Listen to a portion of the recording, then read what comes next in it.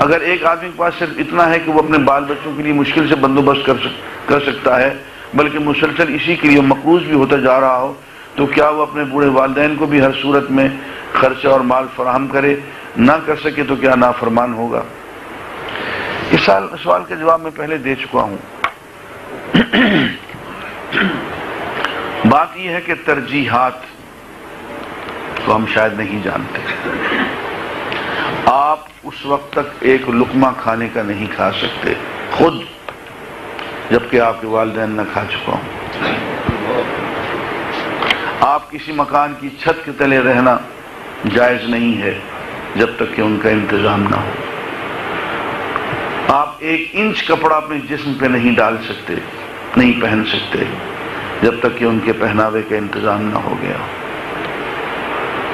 میں نے اسی لیے ٹیلی ویژن پہ یہ کہا تھا کہ سوال درست کریں۔ آپ یوں کہیں کہ اتنی مہنگائی ہے کہ والدین کو کھلانے پلانے اور ان کی ضروریات پورا کرنے کے بعد کچھ نہیں بچتا، بچوں کا کیا کریں، اپنا کیا کریں؟ یہ تو سوال بنتا ہے۔ آپ نے سوال ہی الٹ کیا ہے تو اس کا جواب ہم کیا دیں؟ آپ پہلے خود کھا پی کے بیٹھ گئے، بچوں کا پیٹ بھر لیا آپ نے، اور والدین کے بارے میں اب آپ نے سوچنا شروع کیا ہے۔ آپ کی تو سوچ غلط ہے۔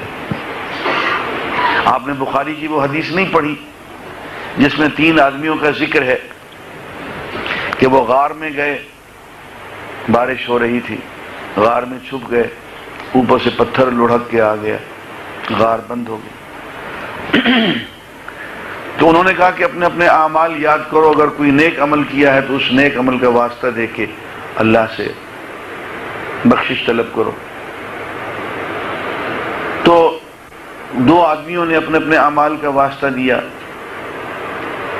تیسرے کا جو تھا وہ یہ تھا کہ اے اللہ، میرے بوڑھے والدین تھے، میں کبھی بھی ان کو کھلائے پلائے بغیر نہ خود کھاتا تھا نہ بچوں کو کھلاتا پلاتا تھا۔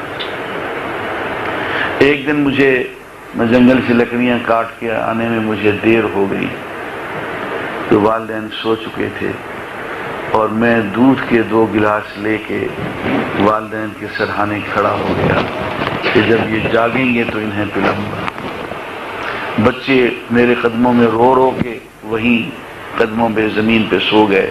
میں نے نہ خود کچھ کھایا پیا، نہ میں نے بچوں کو کھلایا پلایا، نہ بیوی کو، اور ساری رات میں والدین کے سرہانے کھڑا رہا کہ جس وقت یہ جاگیں گے تو صبح کے قریب جب ان کی جاگ ہوئی تو میں نے وہ دودھ ان کو پلایا، اور اس کے بعد پھر ہم نے خود کھایا پیا۔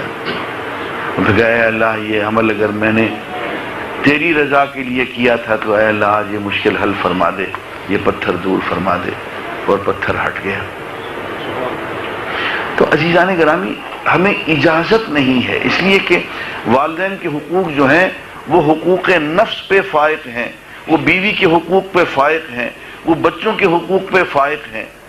تو جب تک کہ ہم ان کا انتظام پہلے نہ کر لیں، اپنا اور اپنے بیوی بچوں کا انتظام کرنا جائز نہیں۔ اور اگر پہلے ان کا انتظام کر لیں گے تو اپنا انتظام آسانی سے ہو جائے گا۔